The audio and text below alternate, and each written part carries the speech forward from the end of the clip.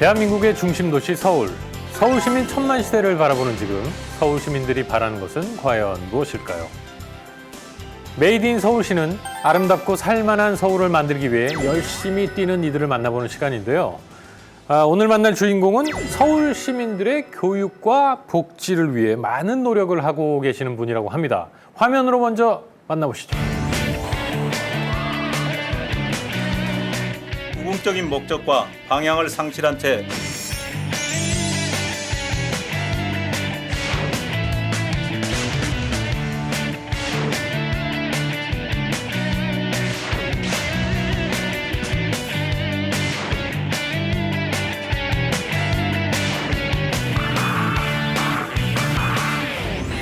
어서 오십시오. 반갑습니다. 장상기 의원님.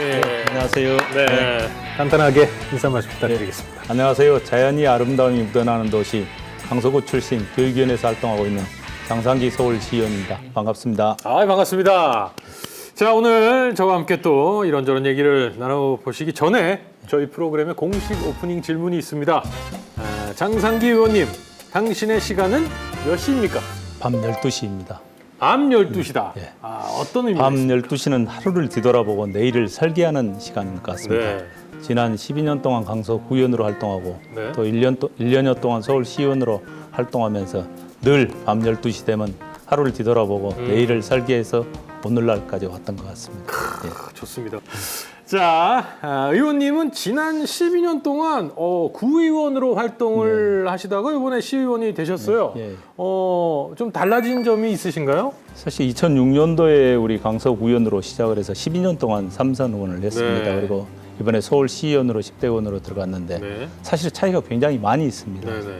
저도 처음에는 느끼지 못했던 부분들 저희 서울시 예산이 전체적으로 보니까 이번에 추경까지 포함해서 교육청 예산 11조 포함해서 약 한 53조 가까이 됩니다. 네. 근데 제가 강서구에서 느꼈던 부분이 올해 강서구 예산이 9천억이거든요. 네. 그러다 보면 거의 5, 60배 그럼요. 차이가 좀 네. 있습니다. 그래서 정말 큰 정부, 작은 정부의 차이고요. 업무량도 엄청난 차이가 좀 있는 것 같습니다. 그리고 근데 조금 아쉬운 부분이 네. 구의원 할 때는 사실 지역 주민들하고 굉장히 접촉도 많이 하고 네, 네. 가서 정말 내안도 많이 듣고 그랬었는데 서울시로 가다 보니까 좀 그런 부분들이 좀 떨어진 것 같습니다. 그래서 보니까 서울시의원들이 안 보인다 그런 얘기를 많이 하거든요. 네. 왜 구의원 할 때는 잘 보였는데 그렇죠. 요즘에 안 보이냐 네. 하는데 사실은 시의 업무량이나 여러 가지 부분들 때문에 사실은 접촉하는 부분이 좀 줄어들어서 그런 것 같습니다. 마음은 항상 가고 있으나 그 현장에 있으나 예. 현실적으로 예, 그렇습니다. 알겠습니다. 자, 의원님이 대학원에서 사회복지학을 예. 전공하셨다고 들었습니다. 원래 복지 문제에 좀 관심이 있으셨습니까? 사실은 처음에 정치 시작하면서는 복지 문제에 대해 그렇게 관심을 가지고 있지는 않았습니다. 네. 근데 제가 2006년도에 처음에 기초위원으로 들어가서 서울 강서구의원으로 들어가서 하다 보니까 전체 우리 강서구 예산의 약 한 60% 정도가 네. 사회복지 예산입니다.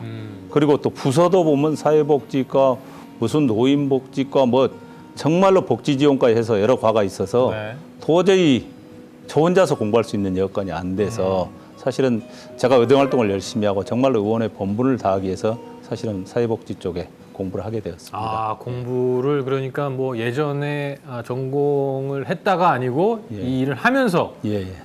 좀 더 내가 이 분야는 공부를 하고 해야 되겠구나 하는 생각이 네. 있어서 공부를 하셨네요. 대단하십니다.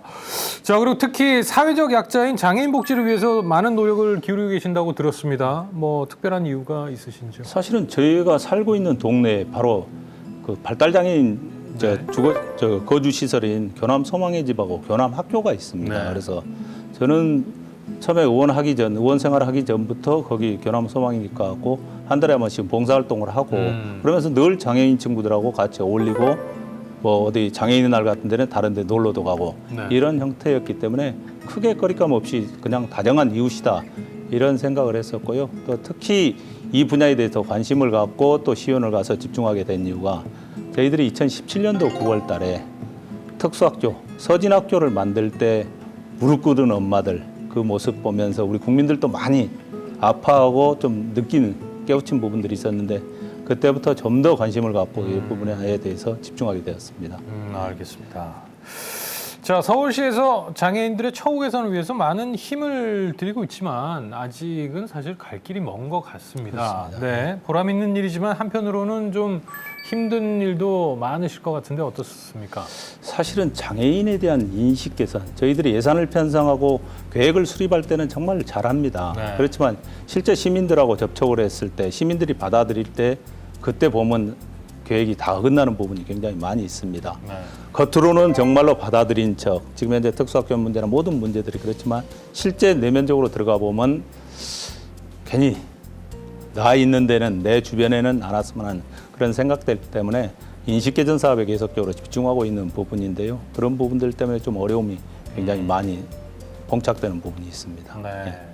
아직도 서울시에는 사각지대에 놓인 많은 장애인들이 있다고 합니다. 그들의 고충을 알아보기 위해서 저희가 특별한 현장에 다녀왔습니다.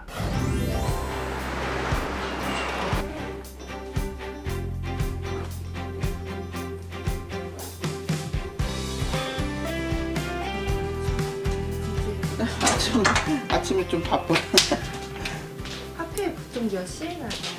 7시 50분 저기 차를 타요. 근데 이제 그게 차가 늦게 올 때도 있고 하니까 그래도 최대한 그 버스 정류장까지는 그 시간에는 맞춰서 가야죠.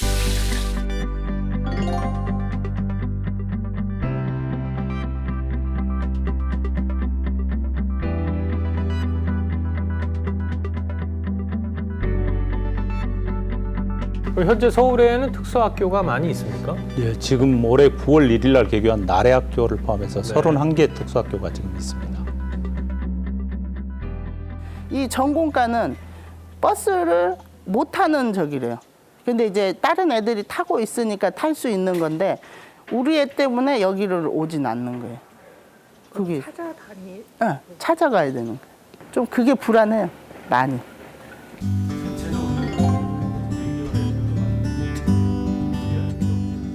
인연은 오래됐죠. 제가 사회복지 공부하면서 사실은 장애인 분야를 좀 관심 있게 봤고 또 정말로 관심 있게 된 게 우리가 2017년도에 9월달에 특수학교 서진학교 만든다고 할 때 어머님들 무릎 꿇고 하는 부분들 보면서 좀 더 그런 어떤 장애인들에 대해서 특수학교에 대해서 좀 관심을 더 갖게 됐죠.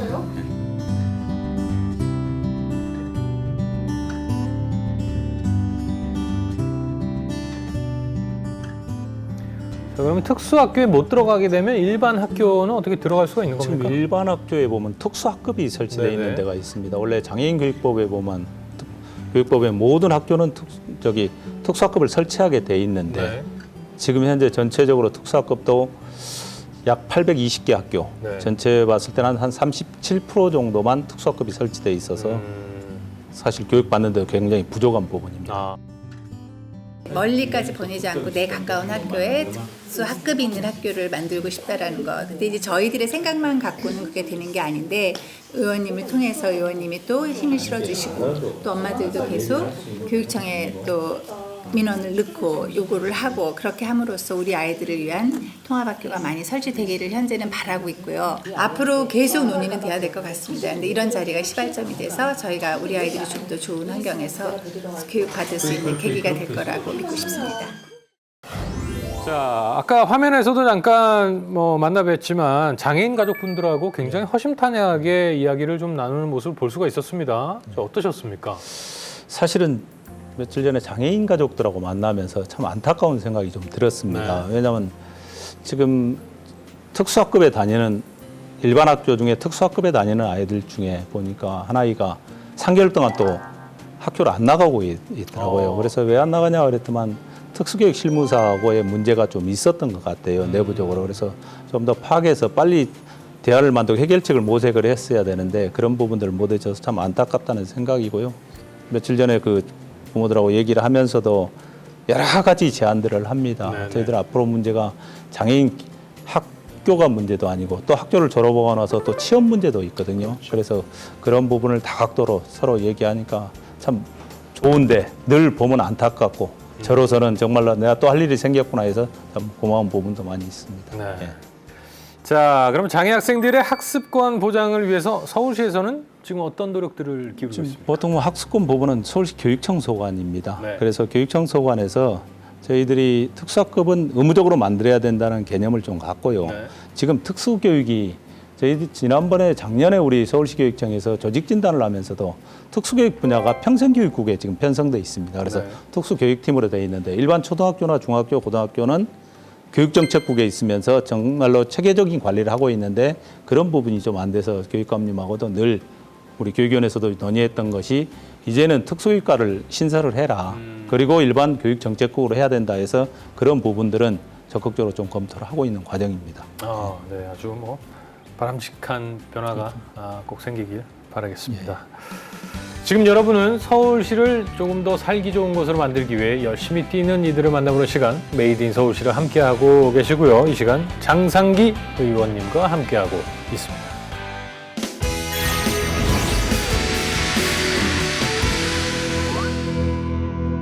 자, 이번에는 세 가지 키워드를 통해서 의원님에 대해서 좀 더 깊이 알아보도록 하겠습니다. 자, 먼저 첫 번째 키워드 확인해 보겠습니다. 광역철도다. 이거 어떤 내용을 담고 있는 키워드입니까? 지금 우리 강서구의 최대 수건 사업입니다. 아, 그렇습니까? 서울 네. 우리 수도권 서부 지역, 우리 강서구, 양천구, 마포구, 네네. 또 부천시, 인천까지 포함한 이쪽이 교통난이 굉장히 심합니다. 그래서 저희들이 한 7, 8년 전부터 추진해 왔던 사업이 서울 서부 지역 광역철도 건설 네. 추진입니다. 그런데 그게 2016년도에 국가 3차 철도망이 포함이 됐습니다. 네네. 부천의 원종에서부터 홍대 입구까지 우리 네. 하곡역을 거쳐서 홍대 입구까지 가는 노선이 돼 있는데 사실 차량 기지 때문에 지금 추진이 좀 안 되고 있습니다. 그래서 2016년도에 국가 3차 철도망에 넣을 수 있는 그런 쾌거를 했는데 그 이후로 진행이 안 되다 보니까 사실은 좀 난감한 부분이 좀 있었습니다. 예. 참 나중에 잘 돼가지고 서부권의 광역철도였습니까? 그 뚫리게 된다면 저랑 같이 한번 그 철도를 타고 방송 한번 하시죠.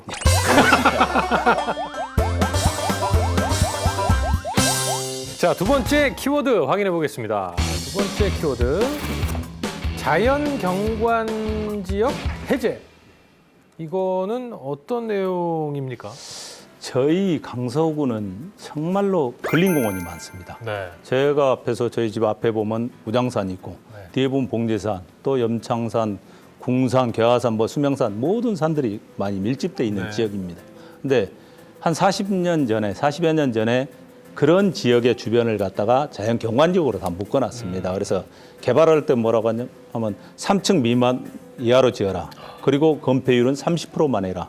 그러면 사실은 재개발하지 말란 얘기거든요. 조선시대. 그렇죠. 그런 부분이 되다 보니까 기존에 지금 현재 개발을 하려고 하는데 대부분 30여 년 됐습니다. 35, 6년 됐는데 정말 노후돼서 위험한 시설인데도 그런 상태이기 때문에 개발을 하게 되면 기존에 있는 세대수보다 적게 나오니까 나가야 되는 문제가 되기 때문에 계속적으로 지금 현재 한 10여 년 전부터 우리 주장을 해왔던 게 자연경관 지역 해제 아니면 합리적인 완화 방안을 강구해달라고 그래서 몇 번 서울시에서 시정개발연구원에 사고 있는데 아직도 지금 결과가 안 나왔습니다. 그래서 이 부분만큼은 꼭 해결해야 될 지역 현안입니다. 그러니까 뭐 자연경관을 지키는 것도 참 굉장히 중요하지만 뭐 시민들의 재산권도 이게 못지않게 중요한 거거든요. 근데 이제 2019년 이제 2020년을 바라보는 지금에 3층 이상 이하로 지어라 이거는 조금 근데 3층보다도 용적률도 그렇고 건폐율이 30% 되다 네. 보니까 일종 주거지역이 150%, 네. 최고 우리 지금 현재 주거지역 자체에서 150%인데 여기는 90%만 지으라는 얘기거든요. 내 땅을 갖고 있는데 건평은 그렇죠. 90평만 지어라 이런 부분이기 때문에 사실은 개발을 할 수 없는 여건이 안 되는 거예요. 네. 자, 그럼 마지막 세 번째 키워드 확인해 보겠습니다. 대상이다. 야, 이거 저 이제 알고 있습니다. 어떤 대상인지. 자, 이 키워드에 대해서 약간은 다소 쑥스러우실 수 있으나 괜찮습니다. 잘해서 받은 건데요. 뭐 요즘에 보면 그런 것 같습니다. 의정 활동을 하다 보면 주변 분들이 많이 호응도 해주고 네. 또 어디 지방자치 TV라든가 이런 데서 좀 상도 줍니다. 네, 자, 열심히 하라고. 네. 뭐 열심히 해서 그런지 아니면 앞으로 더 열심히 하라고 네, 네. 그런지 모르는데 지난해 뭐 지방자치 TV에서 주관하는 지방자치 의정대상을 수상을 했던 부분인 것 같습니다. 축하드립니다. 이야. 남은 임기 동안에 시민분들을 위해서 꼭 이것만큼은 해결하고 싶다라는 과제가 어떤 게 있을까요? 제가 교육위원회 활동하면서 네. 가장 문제되는 게 지금 저희들이 강서구에만 초등학교가 36개, 중학교 22개, 고등학교 20개 정말로 많이 큽니다. 여기가 인구가 60만이 되다 보니까요. 근데 사실은 다른 타 지역에 비해서 그동안 발전이 안 돼 있다 보니까 교육 환경도 굉장히 열악합니다. 이 부분들이. 그래서 교육위원회 택했던 부분들도 그런 안전한 아이들이 학교에서 안전하게 공부할 수 있는 교육 환경 개선을 위해서 하는데 그 부분도 역점을 두고 의정 활동 임기 3년 동안 열심히 하겠습니다. 알겠습니다. 화이팅입니다. 네. 자, 어느새 저희 메이드 인 서울시의 마지막 질문을 드리는 시간이 왔습니다. 장상기 의원님, 당신이 만들고 싶은 서울시는? 역동하는 매력도시 서울입니다. 역동하는 매력도시 예. 서울이다. 이제 서울시도 인구 감소로 천만 시대가 무너지고 있는 것 같습니다. 네. 그래서 지금 서울에서 개최되고 있는 전국체전 100주년을 기점으로 해서 2032년 서울 평양 공동올림픽이 유치될 수 있도록 활기차게 좀 국제 스포츠도 유치되고 네. 한강도 관광 자원화를 시켜야 한다고 생각을 합니다. 그래서 서울 관광을 개발하고 문화체육 예술이 함께 어울려지는 정말 역동적인 활기찬 매력도시 서울을 만들어가고 싶습니다. 자, 서울 시민들이 모두 행복한 그날을 만드는 날까지 저희 메이드 인 서울시 모든 이들은 열심히 뛸 것을 약속드리고요. 저는 다음 시간 인사드리겠습니다. 감사합니다.